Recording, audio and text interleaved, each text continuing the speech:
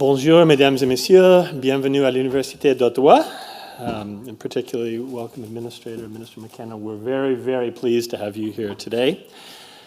On this snowy day in Ottawa, it's easy to forget as we look outside that the past 2 years have actually been the warmest years in human history. And all of the 10 warmest years in human history have come since 1998. Climate change is real. Preventing dangerous climate change and building a low-carbon economy is the major challenge of our time, as Mona alluded to. And let's be frank, it's easy to be cynical about our prospects of meeting that challenge. Over the last 25 years, we have seen a series of global climate agreements from Rio to Kyoto to Copenhagen. We've seen a series of national commitments, and yet emissions have continued going up. But there are also no reasons for optimism. And let me just name just a few. The recent Paris Climate Summit saw the most ambitious global climate pledges we've ever seen from world leaders, including from developing countries, which is critical for the first time. In Canada, we have an alignment of leaders at the federal, provincial, and local level with a deep commitment to this issue, which we've never seen before. We've seen that reflected in the recent climate declaration in Vancouver, the federal budget, among other things.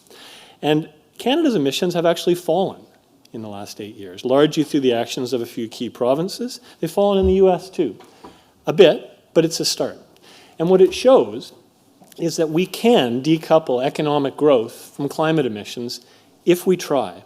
And the key is to accelerate clean innovation. In the past 5 years, we've seen the costs of some of the most critical low-carbon technologies fall sharply. Solar power and wind power, electric vehicle batteries are now able to compete, or almost compete, with their fossil fuel alternatives. There's still impediments like range of vehicles, storage of carbon, and we're working on those things. But what that means is that increasingly, businesses and entrepreneurs are realizing that solving climate change isn't just an environmental responsibility, it's also a growing economic opportunity. And for me, that's what gives me the most hope. I get to deal, as Mona said, in my job daily, with a group of some of the most prominent CEOs in the country, from businesses like oil and gas to clean tech to retails and manufacturing. In fact, we just rolled out about a month ago a new economic vision to make Canada a sustainable leader with that group of CEOs on the same stage as environmental leaders, Aboriginal leaders, labor and social leaders. So that kind of consensus cutting across both the private sector and civil society, I think gives us some of the foundation that we're going to need to meet this challenge. So to sum it up, I guess I'd say that we're trending in the right direction, but not fast enough. We need to pick up the pace if we're going to have any chance of meeting our Paris climate commitment and avoiding dangerous climate change. Can we do it? And in particular, can Canada and the United States go further by working together, as we've seen in Europe, for example? We're the two most closely connected economies in the world. So if we want to shift those economies in a clean direction, we can do that much more effectively if we're pulling together in the same direction. That kind of collaboration is easy to talk about. It's hard to do. There's lots of obstacles, and we're aware of many of them. One of them has a bad hairline, and he speaks frequently on US national television these days, but there are others. That wasn't in my script, by the way. But the point, I guess, is this, that our two countries have faced those same kind of obstacles in the past, and yet we've managed to forge the kind of binational cooperation to tackle major environmental challenges in previous decades. Going back to migratory birds in the 1920s with Roosevelt, to Great Lakes protection in the 70s with a guy named Trudeau, to fighting acid rain in the 1990s, which actually led to pollution reductions of more than 60% in 20 years. We've shown that we can do far more by working together as two nations. So, can we forge that same kind of binational ambition to tackle climate change and to build a cleaner, stronger economic future? Luckily, we have with us today two of probably the best qualified people to answer that question. Before I turn to them, one quick housekeeping note. We will be taking questions from the audience after you hear from Minister McKenna and Administrator McCarthy. The two Micks are going to trip me up, I know it today for sure. I'm going to get Mickitis. So there'll be cue cards around. Please write your name, your question in large letters, please. My 50-plus eyes are fading. Our volunteers will go around to pick them up. If you need pens, they they can give them to you. They'll collect them, feed them up here, and we'll do our best to get through as many questions as we can afterwards. So this will be over to you after that. So without further ado, it's my great pleasure to introduce U.S. EPA Administrator Gina McCarthy. I won't go over all the fabulous things she's done in her career, except to say I just learned that one of her previous jobs, she was Commissioner of the Connecticut Department of Environmental Protection, and was succeeded in that job by my doctoral thesis advisor, Dan Esty. So she cost me a thesis advisor, but I think it was for the greater good. Administrator McCarthy. Thank you.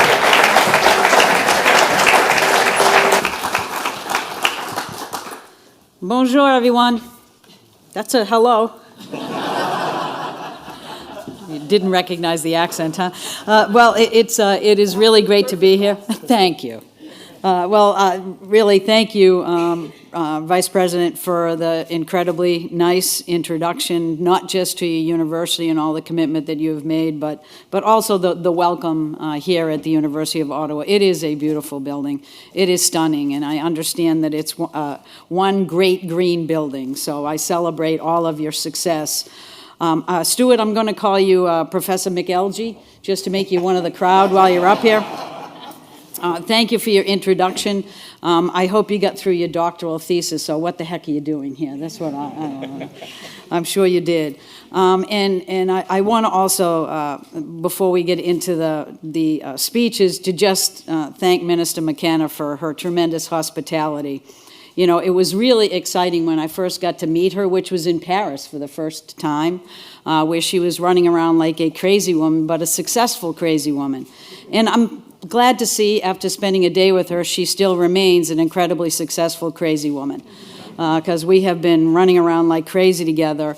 And she convinced me to come to Ottawa in April because it's so beautiful here and the weather is great in the spring. So while she may be lousy at weather, I'm quite sure she's good at climate, so don't worry about it. There is a difference, as we all know. But it is great to be here, and one of the things to celebrate is really that the U.S. and Canada has one of the oldest and most effective partnerships that there has ever been between two countries, especially when it comes to both the environment and our conservation efforts. And it's a really good thing because we share so many ecosystems. Canada and the U.S. are incredibly proud to both be Arctic nations. And we just met with Inuit leaders to talk about the challenges ahead and our commitment to work with them, not just to consult, but to bring them to the table, to learn from them, and to have them engaged in decision-making. Our shared border includes 4 of the 5 Great Lakes, as well as many important rivers, lakes, waterways, major airsheds, and migratory routes for a host of wildlife species. In short, we sort of hang out together. So it's about time that we reinvigorated our relationship, which we have done, and that we work together to make sure that we protect our ecosystems, not just for our species, but for the species that, frankly, I care about most, my 3 children. So I am so excited to be there. And there are many U.S. Native American tribes and Canadian First Nations whose cultures as well span those national borders, and we owe it to them to listen and to organize and to work together. So at last count, and Stuart mentioned a few of these, our 2 federal governments have already implemented over 40 international agreements that relate to environmental quality in the border area, and over 100 additional agreements have been put into place in action by our states and provinces. That is actually quite remarkable because they have been hugely successful. The one that I know most about is the Clean Air Quality Agreement that was put together, which we celebrate its 25th birthday this year, which is enormously exciting. It's been around for 25 years. That's just a little bit younger than my youngest daughter, and I will guarantee you that it's way more productive than she is, although it's not half as cute. So we have an incredible legacy of cooperation and collaboration that we can build on, and there's no better subject for us to tackle together than the issue of climate change. But it really feels right now like we have a stronger relationship than ever before. We were just talking about the happy dance that we have been doing lately to be able to get to know one another again and to work together in such a strong and hopefully sustainable way. And that's really because the U.S. and Canada are not just partnering to advance our mutual interests, but we're also driving progress in the environment that resonates way beyond our own borders. We are not just working together, we are intending and are already doing efforts that are leading the world together. That's what we should be, that's where we are today. So it's thanks to President Obama and Prime Minister Trudeau that we are here with an already given agenda. We are not here to think big thoughts. We are here to put those thoughts into actions for all of us to move forward on. And we have been prioritizing actions that are critical to our health, as well as the health of the environment and our planet. And this has happened since the earliest days of this administration. And so I am incredibly proud to be able to work with Minister McKenna, who deserves a tremendous amount of credit already in her own life and in her work here. She has been a fearless champion for the sustainability of our planet, and I cannot wait to deliver on the promises of our leaders. So with all that leadership, we have nowhere to go but to continue to working hand in hand to address the challenge of climate change, which, as we can all agree, and if you don't agree, you can find somewhere else to hang out, it is one of the biggest challenges that we face as a planet. And we have gone well beyond documenting the science. What we're really doing now is exploring ways in which we can work together to deliver on that science, to do what the research has told us, the great universities like the University of Ottawa, and make the kind of progress that our kids will look back on and say, you know, you did a good job. You finally stepped up. You move forward at both governments with the kind of vehemence and passion that is commensurate with the challenge and the danger that climate change poses to future generations. So last December was really fun. I am a little bit jealous that Minister McKenna got to go to the one COP that actually produced something. Sorry, I shouldn't say it quite that bluntly, but I've been to many COPs before. And we did not leave with the sense of energy and encouragement by any means that we left with when we were going home from Paris. We had a plane full of people that was so excited and so energized because for the very first time, we virtually had every country in the world stepping up, not arguing about the science. There were no climate deniers except in the hotel I stayed in, which was really weird. It had a Heartland conference on the first floor. Good news is there were only 12 people at it. So it was an amazing feeling of the fact that we were, for once, going to get together. We were going to really address the impacts of climate change, and we were going to produce air that our children can breathe and be healthy. We're going to deliver on the promises of our national economies being not just low carbon, but the most brilliantly competitive economies in the world. And we were going to protect the health of our families and our kids. So I couldn't be more pleased to be here, but our success in Paris will not happen just because we left that plane feeling good about what we said. We need to continue to feel good about what we are doing, what we are delivering. So one of the biggest promises that we made together between Minister Trudeau and President Obama was to commit that we would deliver on that Paris Agreement for our countries. And we would work together with developing countries to make sure that they had the capacity and the wherewithal to deliver as well. And we are going to move forward jointly on a number of initiatives to make sure that that happens. One of those initiatives is to look at methane. If you wonder why methane, well, it's a highly potent greenhouse gas, and moving on that will reaffirm our leadership on climate. It also will happen to make sure that our ability to continue to rely on fossil fuel will be done in a way that is sustainable as well. When you leak methane, you are highly inefficient, not just highly polluting. And we have to get the methane out of the system. We're going to do it together, and we're going to move on oil and gas. The existing system is not where it needs to be. And it's another example of where our countries can share a common goal and to deliver innovative technologies that will keep moving our economies forward, that will continue to grow jobs and continue to see us have the kind of sustainable economy that can last. And there are others. Just last week, the U.S. and China jointly announced that we'll sign the Paris Agreement a few weeks from now on Earth Day. Canada is going to sign as well. And we are excited to be producing on Earth Day a success story that should be the sign that we are meaningfully moving forward on Paris. We are not just having it sit there, we're signing it and we're moving forward right away because we want to set an example of leadership. This is another way in which we can speak together and demand that other countries step up. We want to move forward on these international commitments as fast as humanly possible, and the more countries like yours and mine that continue to step up and lead the way, the more that others will follow, and the smaller the challenge will be as we move forward in terms of the impacts that will happen if we do not take action today. So along with our federal partners, the U.S. Environmental Protection Agency, as you probably know, has been central in leading the U.S. effort on climate issues. And make no mistake about it, we're continuing to move forward.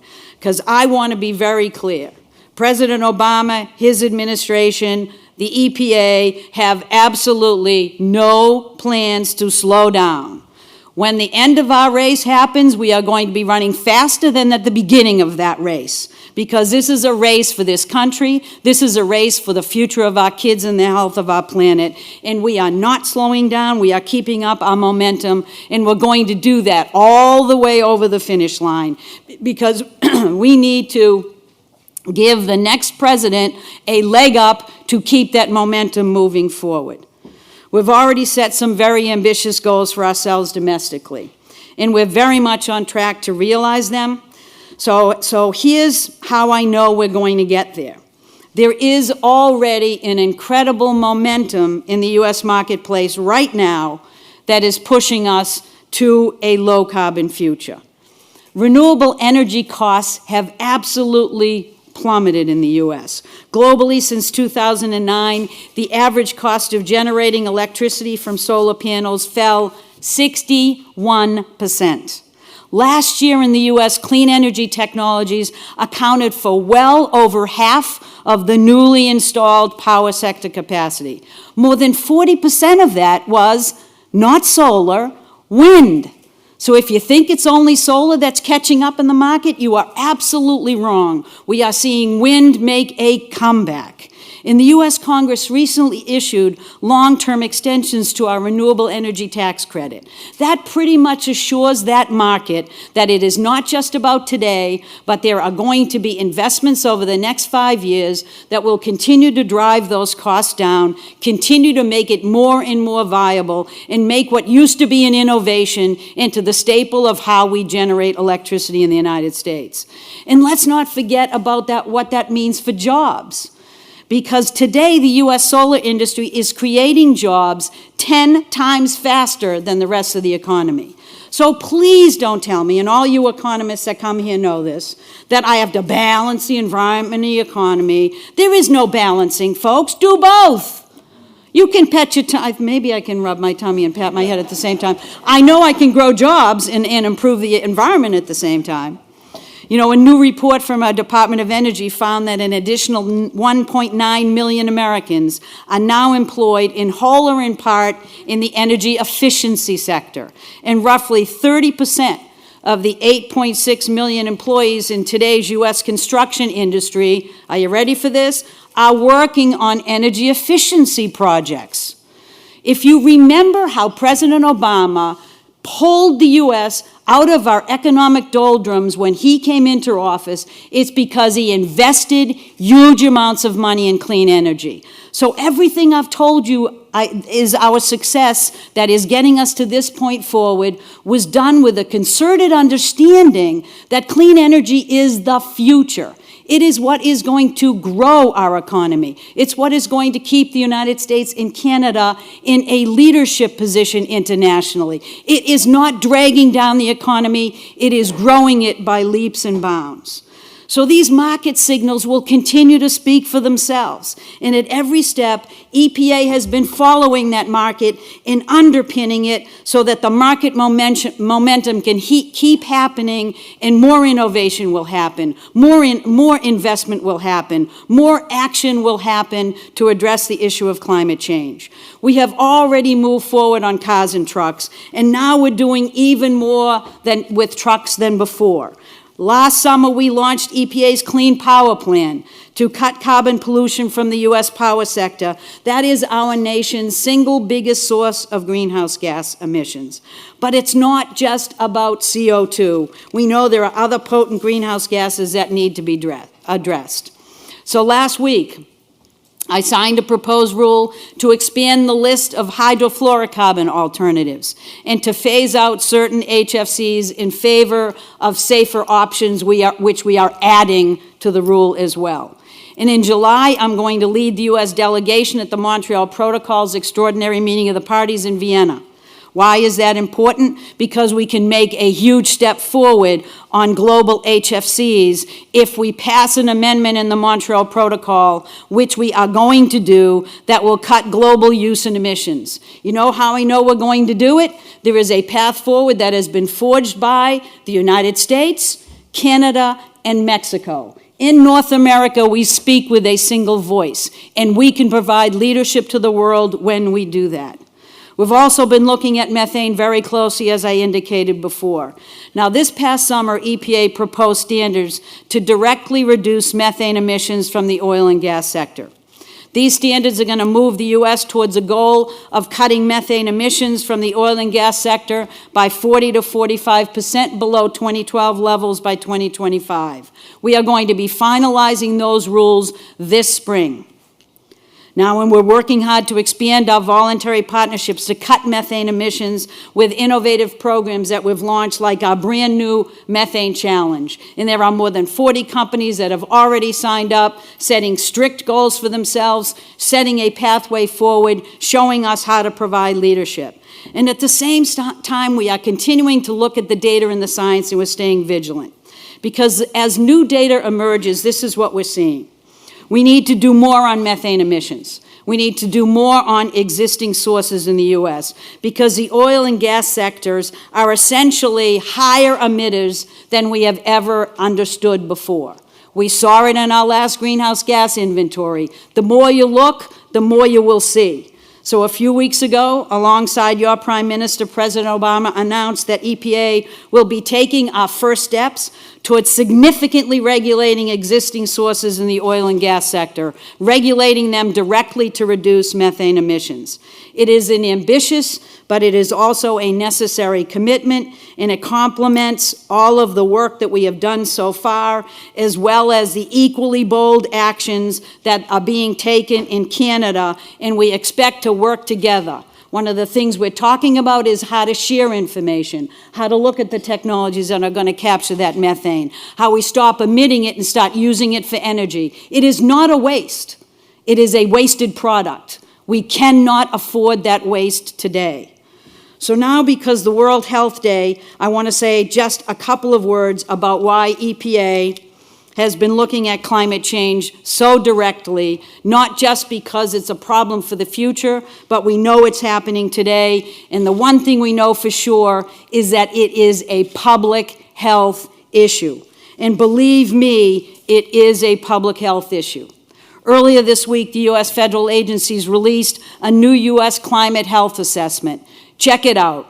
We released it on Monday because it confirms that based on the science of what we know today, climate change is already posing real health risks to every single person in our country. If you look as well, it's every single person in your country as well. It gives us a solid foundation we need to better understand how climate is already impacting the health and safety of our families, as well as the impacts we can expect down the road. Let me give you a couple of examples. It shows that the timing of seasonal events is shifting. Duh.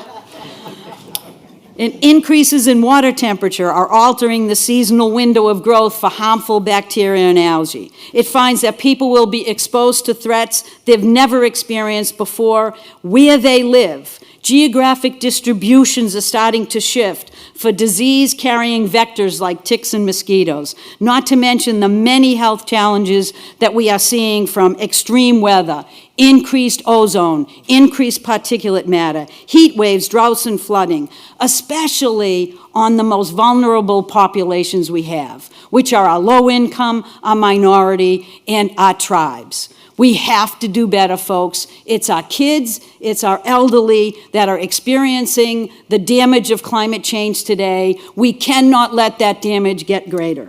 So while we work to cut emissions and to underpin our shift to a low-carbon future, we have to remember that we have an obligation not just to think about this for future generations, but to protect the health of our ecosystems and the health of our people. That's part of our mission at EPA. That's why we've made it a central part of our climate change conversation. We want everyone to know that it matters to them.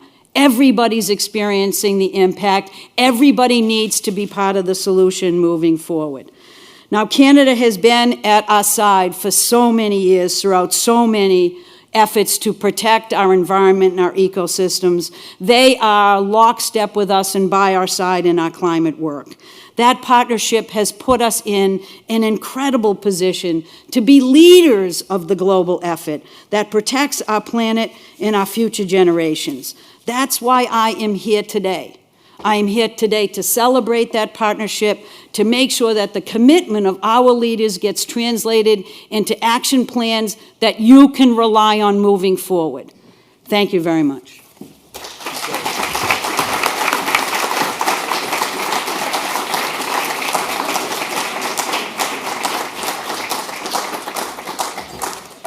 Well, that's a tough act to follow. Thank you, Minister McCarthy. I got your name right at least this time. Minister Catherine McKenna needs no introduction. You all know, of course, that she's Canada's Minister of Environment and Climate Change, but there's some important things that you don't know about her. One of them is she's my Member of Parliament. The second is she has great taste in staff. She's hired my former Executive Director and our Manager of Social Media to her staff. I'm not bitter at all about that, by the way. And she's also a University of Ottawa Faculty of Law alumnus. So it's my great pleasure to welcome Minister Catherine McKenna.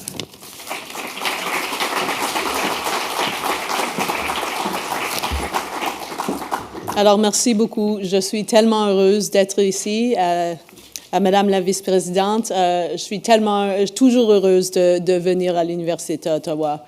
It's so great to be at the University of Ottawa. You really are a leader when it comes to sustainability. I get excited when I come in and I see the green wall. You're doing amazing work. I'm glad through the budget we're going to be supporting greening of university operations, post-secondary operations across the country. I think that's a very important initiative, and I'm glad that we have a great partnership.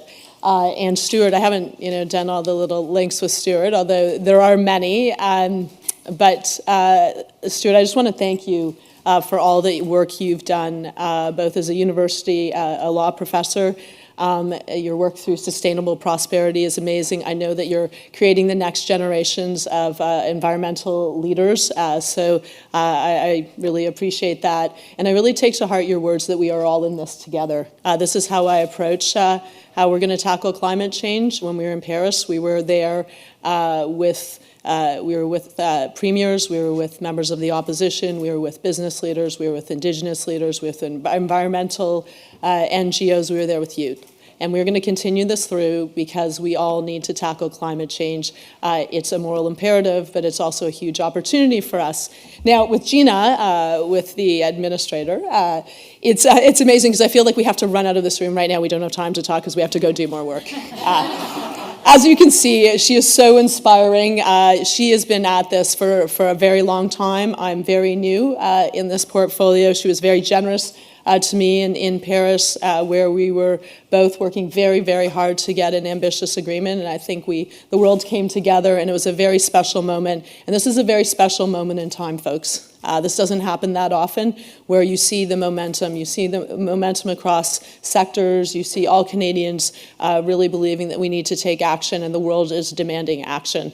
So we are taking this very seriously, and I want to work with all of you, work with all Canadians, so we can figure out how Canada is going to do its part.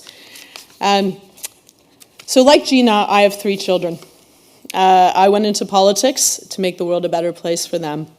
And I certainly know that we've landed in the right place. There is a sense of urgency now. I've been told by my staff not to, feel too frantic about it. But every day I wake up and I think, okay, how do we do better? We need to do better. We need to find solutions. And I'm a realistic optimist. I know we can do it. But we have a lot of hard challenges, and we have to be really tough, and we're going to have to make some tough choices, but we can do this together, and it's going to create huge opportunities. There's $1 trillion market if we can figure out clean solutions that we can then export. One thing that is going to make a real difference is the bilateral action that we're doing together.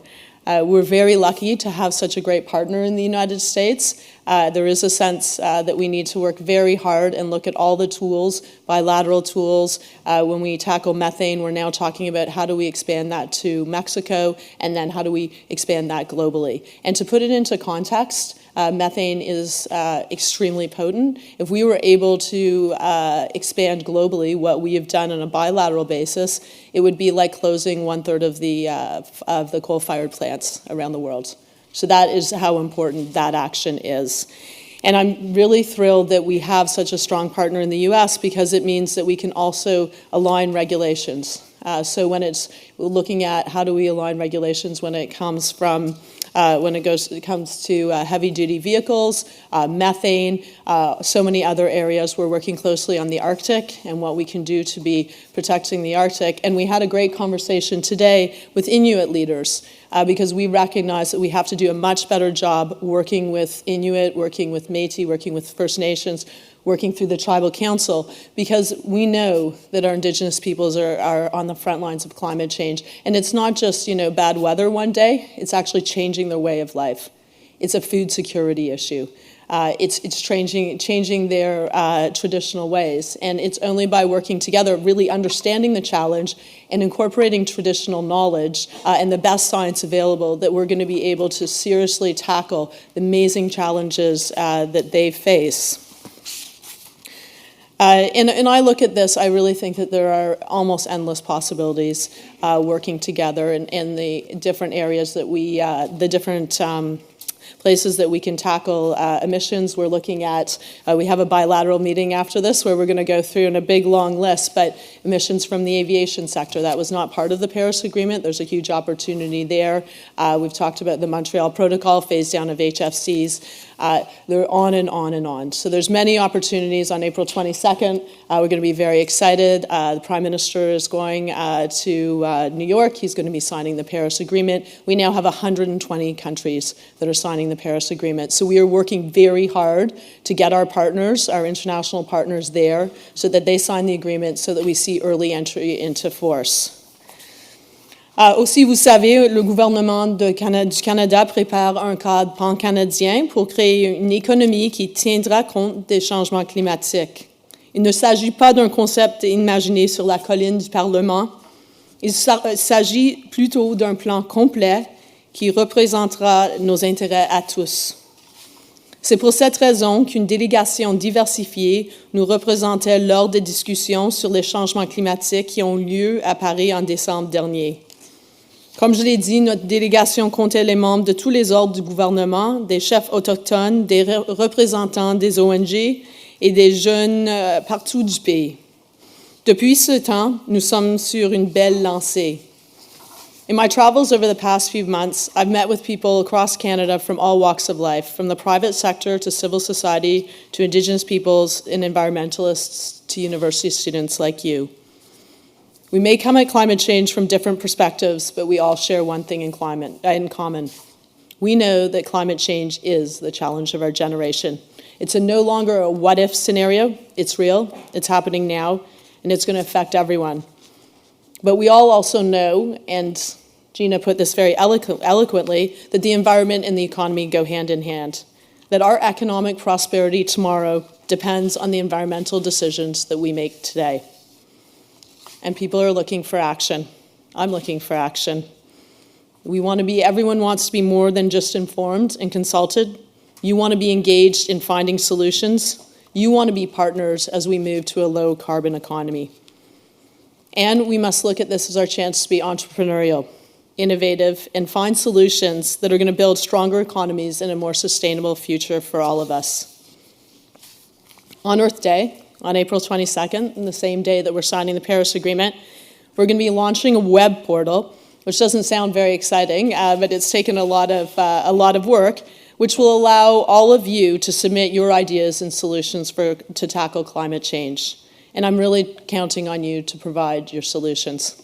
As I say to everyone, don't give me your problems, just give me your solutions. Each of the submissions will be reviewed by the working group set up by Prime Minister Trudeau and the premiers at the meeting that they had in February. And we're going to use them to form our recommendations on the Pan-Canadian framework on climate and clean growth. Everyone will be able to view the submissions, because I feel very strongly that transparency is an essential component of an informed debate. So please use this tool. Please think out of the box.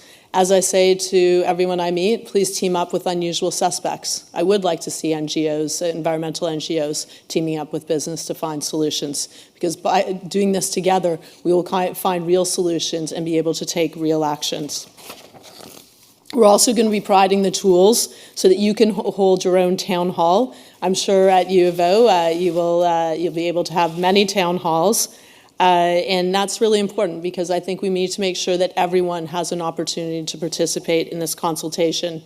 We will also have information there about climate change. I don't think we need to talk to you guys about the science. I think there are some people that still need to understand the magnitude of the challenge, and also side effects or effects from a changing climate, including effects on health. As I think about this, it is a huge challenge, but we have an obligation, and I take that extremely seriously. When we went to Paris, we asked Canadians across the country to send their ideas via Twitter. And I remember one video that stuck out. It was a video that was submitted by grade 6 students from Sherbrooke. And in this video, it was a group of students that were singing. And it was a song that was talking about the end of the world. It was about leaders that just didn't have the guts to take action. And at one point, there's one of the boys from grade 6, he holds up a sign and it said, "L'univers et les bêtises de l'homme," the universe and the follies of man. We are not going to be the leaders that don't step up to the challenge. We are going to work as hard as we can, and we're going to find solutions. And so I encourage you to be part of the solution, so please work with me. Thank you.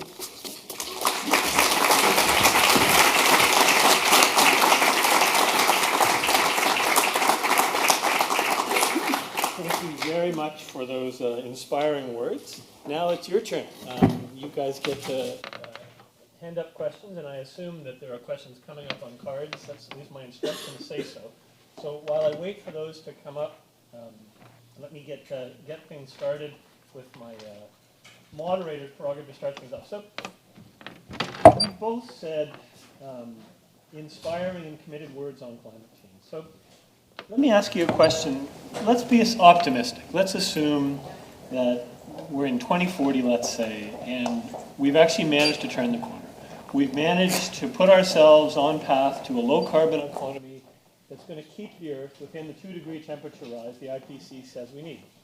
When we look back on that, what is it we're going to see that happened in the next 3 years from your two governments that really turned that tide? When history looks back, what is it you're going to do, your government's going to do in the next 3 years that really put us on the path to succeed in this challenge? Maybe start with Administrator McCarthy. I guess the one thing that I would point to at this point is I think you'll see in 3 years that we're going to be implementing our clean power plan and that you're going to see significant reduction from our power sector. Now, why that is the most important thing is, you know, we know this is about the way in which our world has chosen to generate, it's energy. Ooh, that was fun. So, should I start again? Very quickly. I think it's because in 3 years we'll be right into implementing the Clean Power Plan. And I think the Clean Power Plan was a game changer. It gave the President of the United States an ability to speak with confidence about domestic action. It allowed our President to reach out to China and India and other leading nations, Brazil, and reach agreements that they were going to really work in Paris to get where we needed to be. It was a game changer then, and as it's being implemented, it will be a continued game changer. So it's one of the things that I think I will be most proud of. I love the engagement we had with it. I love the fact that many states are continuing to implement it, even as it's been stayed by the Supreme Court. I love the fact that it's legally solid, and you're going to see it head right out of that system in implementation. And I love the fact that utilities, as they're quietly moving forward, are behaving as if it's in place now. So life is pretty good for that our Clean Power Plan, and I'm proud of it. I think that comes true. Mr. McKenna. So there are 3 things. Oh, can you hear me?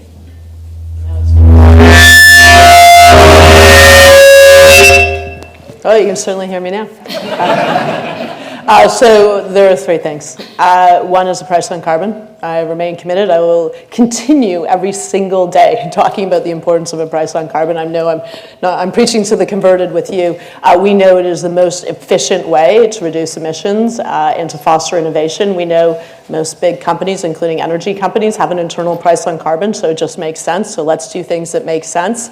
So I'm going to work extremely hard at that, working with provinces and territories, taking into account unique circumstances, but that's certainly one of them.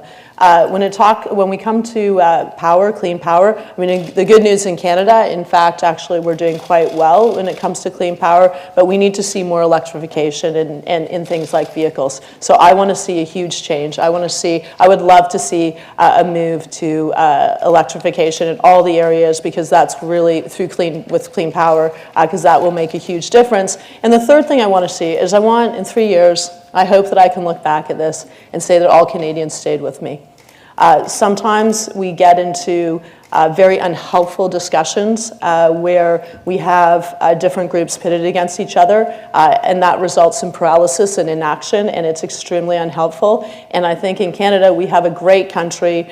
We can have robust discussions in a very respectful way, but I'm hoping that everyone will consider how we work together as opposed to how do we divide ourselves, because I don't actually think in 3 years we will be in the position you're talking about if we don't do that. Great. Well, let's hope those both come true. The reason I'm reading as much as looking is I'm trying to process some of these questions up here. So let me try and go through them in some semblance of cohesive order. Let's stick with pricing, because you mentioned that as your number one changes. So we've got a question here from Dale Bugen with Eco-Fiscal Commission. Administrator McCarthy, the U.S. made a strong commitment in Paris to reduce GHGs by 2030. The President's office has been using its executive power to make progress in ways you mentioned. But what we read here in Canada, at least, suggests that the prospects for meaningful climate action from the U.S. Congress, including on carbon pricing, are slim to none. Maybe that's wrong. So can the U.S. meet its Paris target without meaningful action from Congress? How far can you get with just executive powers, or do you see the situation changing in Congress, and how? Well, I think slim to none sounds about right at this point in time. I think the president understood that his first term was really focused on trying to get action out of Congress, but Congress didn't take action on much of anything during that period of time, certainly not on climate. And so he turned to his executive authorities, but frankly, for me, that's a solid place for us to be right now, given where Congress is, because it allows us to make some significant leaps forward, and those leaps forward will not be undone by a new president coming in, because they are not just promises or policies, they're going to be the law. So in order to change those, you're going to have to convince a court of law that you found some great record that says climate change isn't happening, that it's not endangering anything, and that the rules that we've done and will go through the courts are somehow unreasonable.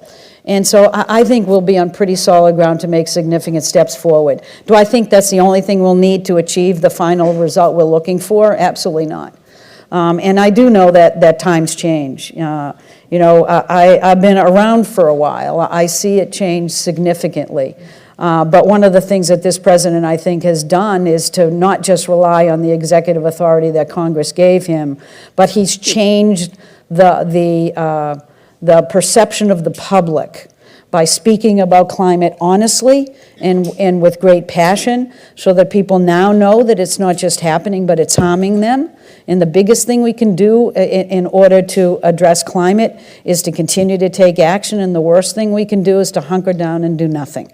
And so now people know they want action taken. If it's not through executive authority, it will be. The political demands in a democracy will win out, and we will have change. Exactly when, I can't know. But I'm pretty confident that no matter who wins the presidency, that they're going to have a heck of a time trying to figure out how to undo actions under the Clean Air Act, because they're pretty solid and they've stood the test of time for 45 years, and they'll keep being solid because we did them right. Thank you. As a litigator, I'm resisting the urge to get into the issues of courts, but I will hold. Oh, go ahead. I love it. I'll hold back. One thing I guess I'll say, a note of encouragement, is we've seen here in the last few months that leaders of conservative parties in Canada have started to come out favoring carbon pricing, which is a real change. They differ over how you use the revenues, but the debate is less about whether to price as it is how to recycle the revenues. Let's hope some of that starts to bleed itself into order. It will happen in the U.S. as well. You're absolutely right. Minister McKenna. There's a question from Michelle Brownlee. You've talked about carbon pricing. Your government has made a commitment to have an effective Canada-wide price on carbon, working with the provinces. How are you going to get there? Just to paint some of the dilemmas, 4 provinces now have a price on carbon in Canada, which is a great start. That price level is different, and it's going to have to ramp up substantially in the next few years if we're going to get on pace to meet our Paris targets, even with other measures. That's not an easy sell to provinces. So what can the federal government do to encourage provinces to drive a carbon price at the level we'll need? And if some of them aren't prepared to go far enough, which is a realistic possibility, what can the federal government do? What are the options for getting the carbon price trajectory that we need in this country through cooperative federalism if we can? So first of all, yeah, super easy. If I had the solution right now, no. So first of all, I will give a shout out not just to sustainable prosperity, but eco-fiscal. There are a lot of groups that are doing really good work, and that's part of the way we're going to get there, because we're going to continue to explain why it is the best and most efficient way. And I'm heartened, as you said, you have the leader of the Progressive Conservative Party here in Ontario who's talking about the need to put a price on carbon. So I think that we have grown in leaps and bounds. If you think about Stéphane Dion having this discussion, I mean, it was almost impossible. Now, how are we going to get there? We are going to have some, robust discussions around the table with provinces. I think that there is, in some cases, potentially a misunderstanding about how carbon pricing works, how, there are clearly opportunities. I was just with business leaders. They believe, these are including business leaders from the energy sector, they believe that a price on carbon is the way forward. It is the way that it will reduce emissions. It will foster innovation. If you can use some of that money to do even more in the innovation front, in the clean tech front, I think that's great. And I think Canadians are reasonable people. And I think our conversation, the fact that there was a survey that came out this week that said that most Canadians favor carbon pricing, I think that is going to be a huge motivator for governments, because governments are held responsible. They're elected by the people. They need to take actions that are responsible and responsive to what people are looking for, and we know we need to tackle climate change. And when you have business leaders saying, look, this is the way to go, when you have groups, think tanks that are saying that, when you have Canadians saying that, I think there's a huge opportunity. So I look forward to the coming months where we're going to be having this conversation. And we wish you all the success. Great, thanks. I'm testing my speed reading abilities here. So let me ask, and then I'll read while I try to give you a chance to answer another easy question. Oil and gas. Canada and the U.S. are both large oil producers, oil and gas producers, growing. Most experts say that to stay within the IPCC's 2-degree temperature rise requires us to leave most fossil fuels in the ground. Mark Carney says that too. In terms of domestic climate policy, how do you reconcile being a major oil and gas producer with achieving aggressive domestic climate targets and contributing to global decarbonization?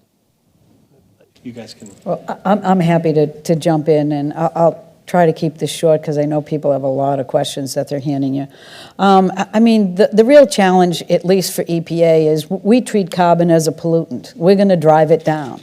And we're not going to make choices between different types of energy systems. We're going to look for every opportunity to cost-effectively reduce that. And over time, you're seeing the U.S. right now in a significant energy transition towards cleaner energy. But I think there's huge opportunities to reduce methane from the oil and gas sector. I think we have a lot to learn from the industry right now, which is what we're trying to do. But we're going to continue to make progress moving forward, and we're going to recognize that we didn't get into this climate change business overnight, and we're not going to get out of it overnight, but we're going to look for every aggressive way that we can to do it, but we're going to recognize that our people need energy. They need it reliable, they need it cost-effective, and we're going to have cost-effective, reliable energy while we move towards a clean energy future. I mean, I'll just echo what the administrator said. We absolutely need to move to a lower carbon economy. The good news is actually, in some ways, the market is doing that. I was at a wind conference yesterday. The price differential between wind, solar, and fossil fuels is now minuscule. So there are huge opportunities that way. But having said that, the oil and gas industry is going to have to do better. Methane is an example of ways that you do better, but we're not going to transition overnight. And I've said this before, but we need to do this in a thoughtful way. That is why we're taking 6 months to figure out how are we going to meet our international obligations or exceed them. We are going to do that, but we're going to sit down and figure out a way forward. We can't have everyone lose, in the oil sector, lose jobs. I will become the environment minister that has no power. That is just the reality. We need to do this. There is a transition that's going on. We didn't get into fossil fuels overnight. We're not going to get out of them, but we absolutely need to go in that direction. We need to do better. That's why having something like a price on carbon, it forces innovation. It doesn't discriminate in some ways, except if you pollute, and you need to figure out how to do better. And so we're going to be looking at all the tools in a thoughtful way, but the reality is we all know the direction we need to head, and we're going there. Okay, thanks. So let's take one from online. I'm sure I will botch this name, but it's a consultant from ESSA Consulting. So this is the opposite of my question. Let's assume we don't make it. Let's assume that we don't put ourselves on a path to stay within 2-degree temperature rise. To what extent is geoengineering part of the possible options to stay within the Earth's climate limits in the future? That's an easy one for me. I have no idea. That's good. I'm glad you started with that. Well, this is something that's been debated, and I want to give, let me be very honest. This is not my area of expertise. I know that John Holdren, the President's Science Advisor, gets asked about this. We read about all these new ideas. To be very honest with you, we're dealing with the natural world, and as a person who's been in the environmental world a long time, I will tell you we know so little about how ecosystems work even today that it worries me to think that we can control the climate. And so, I think many of us share the feeling that we really need to live within the limits of our natural world and not think that we can manipulate it and own that system ourselves. So while I am not debating that there may be a time or place for that, I am debating whether we have the wherewithal to be able to do that in a way that we can predict the outcome and not think that we're not going to end up in a worse place. So my focus is entirely going to be on how do we stay within that 2 degrees or even lower. Okay. I have no idea. That's good. You started with that. Look, we need to look at, I think we need to look at all solutions. I mean, I think we need to be very practical right now. We know the challenge right now, so we have, potential solutions out there, but we don't have the evidence. We approach this based on science and evidence, looking at what solutions work. But, the great news is we're at a university, and it was great. I visited a lab. There's a lot of really amazing research that's out there. Who knows what the world, what solutions we're going to have in 5, 10, 15, 20, 50 years, but we don't have the luxury of a ton of time. So we need to be working, doing what we're doing now, which is figuring out how do we move to a lower carbon future, while at the same time, I think innovation is a huge part of this. So fostering innovation, encouraging innovation, because innovation is going to be part of the solution, but that doesn't mean that you ignore what we need to be doing now, which is decarbonizing. And so that's a good segue to a question from Mike Gerbis, who I think you may have met, Delphi and Globe series. So Mike talks about the US and Canada have collaborated on many things on innovation policy in recent years and decades, including aerospace, for example. Where do you see some of the most specific and promising opportunities to collaborate on joint R&D, demonstration, deployment on innovative clean technologies? What are some of the best chances, not just individually, but working together? Well, I mean, so maybe I'll take it at kind of a more macro level. One thing that came out of Paris that didn't get a lot of attention was mission innovation. A lot of focus was on what government action has taken, but mission innovation was I think, the brainchild of Bill Gates. He said that there's technologies out there that are they can't get the investment they need. There's some innovation that we need to be fostering, and government has a role to play, and high risk, capital has a role to play. And so we signed on to mission innovation with the United States, agreed to double our investment in R&D, and work with these entrepreneurs who have a huge history of success to look at what's the innovation of the future. And the way that I talked to Bill Gates about this, and I said, so how are you going to figure this out? And he said, look, we know 9 out of 10 innovations in this space are going to fail.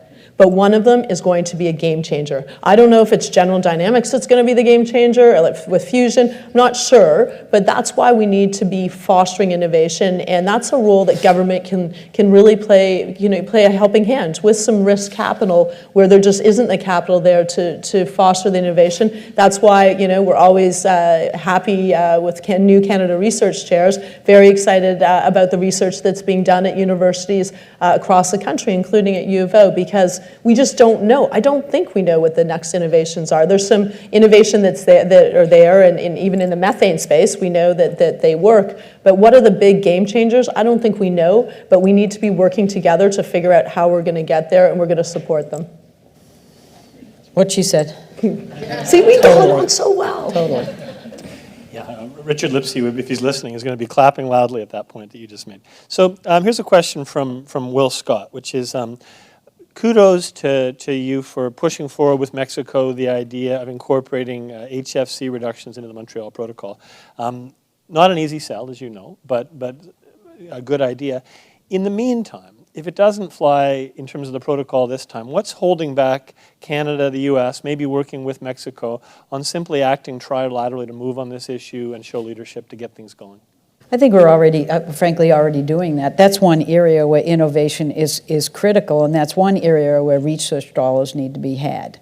You're talking about developing different chemicals and technologies that can continue to make our refrigeration systems, more efficient, while you make sure that you're not correcting the hole in the ozone layer by creating climate change. So there's research that needs to be done, and we're moving it forward. But I will have to say that, I am certainly not what anyone would call a Pollyanna. I've been doing this work for a long time. We're going to get an HFC, we're going to get a Montreal Protocol amendment. because we have the Montreal Protocol is probably the most successful international environmental treaty that has ever been drafted. As long as we stay within the spirit of that treaty, as long as we're not asking for people to actually make changes that they cannot afford to make, as long as we continue to invest in bringing the developing countries along, then we will be successful, and we really have to be. HFCs, you talk about methane is like 23, 25. Methane, HFCs can be 1,000 times or more than 1,000 times more global warming than CO2. It is a must. It's one of those areas that can keep going up and up and up in terms of their emissions. We simply can't afford to fail. And I'm pretty excited. I was in Dubai when we created the Dubai Pathway. We have folks gathered somewhere in the world right now, Geneva, and we're looking forward to it. And I think with the support of Canada and Mexico and many other countries at this point, we'll be successful. I'll be in Vienna with you. We'll be working hard. Yes, I was going to ask you that. We've dealt with that bilateral issue now. Excellent, excellent. No, but this is something Canada's very committed to. I mean, you're absolutely right that this is something we need to do, and we need to be supporting developing countries. I mean, it is a huge challenge for developing countries, and we saw this in Paris, where developing countries were saying, like, yeah, sure, we can take action. Maybe you started causing the problem, but, we recognize that we have, significant emissions, but we need support. You can't ask us to do the impossible. And so that's what we're working on doing. And through the Montreal Protocol, also Canada has significant funding to support developing countries as they move towards a lower carbon economy. And I think this is, once again, working together, you can find solutions, because does anyone want to move to a future where we're going to see global huge temperature rises are going to have devastating effects? No, I don't think anyone does, but you need to find practical ways to move forward. The Montreal Protocol is actually a great vehicle to highlight, because it was a really big global problem that everyone went, ooh, a hole in the ozone layer can't be good, right? It can't be good. But they had no idea how they were going to get there. There were not products that could help with that solution then. They were developed over time, and it's exactly the same kind of attitude we need to have on climate change. So it's going to be cool. Couldn't agree more. Not just because it was Montreal either, but because it was a good protocol. That's a good reason, though. So with all this talk of meetings in Vienna and Dubai and Geneva, let me ask you a question about airlines and aviation emissions. And I ask this with some trepidation because our new chancellor is the head of Air Canada, so I may lose my job over this. Wasn't my question. So obviously there are a number of different views in the airline industry about the appropriate stringency and approach to dealing with climate emissions. What do you think the prospects are for achieving a meaningful international agreement on common standards in the coming year? And if we're not going to get something tough enough at a global level, the U.S. is the largest air travel market in the world, according to this question. So what about the U.S. and Canada getting out ahead with their own standard? And Europe seems like it's willing to jump on board. I mean, so are we going to get something internationally? And if not, what if the U.S. and what if North America and Europe kind of moved ahead to set the bar? Well, at this point, we do have a greenhouse gas standard that is going to be contemplated by ICAO and hopefully get over the finish line. It's a reasonable standard. It's not going to be the only thing we need to do. We're also going to be taking a look at various market-based mechanisms, which can actually be really helpful in moving the sector forward. I'm hoping, and we're going to work really hard to make sure that those are aggressive as we move forward, because there are significant emissions from this sector, and they are again predicted to grow if we don't get our arms around it in an aggressive way. You probably already know that EPA is moving forward with what we call an endangerment finding. We have put a proposal out. Basically, that endangerment finding is the first step in us making a determination about whether the emissions from a sector are actually endangering public health and welfare. If we decide that that is the case under the Clean Air Act, then we have an obligation to look at regulating it. So that is what we need to do to implement an outcome of the ICAO. But if the ICAO process is not sufficient, it's also an opportunity for us to independently move forward. Now, we're really hoping that ICAO is the body that actually gets their arms around this aggressively, and we're working hard with Canada and with the EU and others to make sure that that happens. So it is going to be an industry that needs to step up, that's for sure. It has in the past, and we're hopeful that it will do that through the ICAO process. I mean, I would say the same thing. I think we've seen some good progress through ICAO. I mean, I think we're very hopeful. I think there's a lot of work that needs to be done. As you say, it's a sector that needs to step up, and we need to find solutions. And we're also working really hard through ICAO to get a reasonable standard and look at other measures. And we're always looking at how we can cooperate bilaterally or with including with Mexico to find solutions in all areas. So I'm getting the hook that you guys have to go solve other problems. So let me do one quick question, and I got a whole bunch here, but I think this one should be one that we can do quickly. So Mexico, building on that, trilateral MOU, U.S., Canada, Mexico, on energy issues. What's the prospect of Mexico joining with Canada and the U.S. on the methane reduction goal? In terms of major methane emitters, oil producers, that would give you 3 of the 5 biggest ones in the world, according to this question.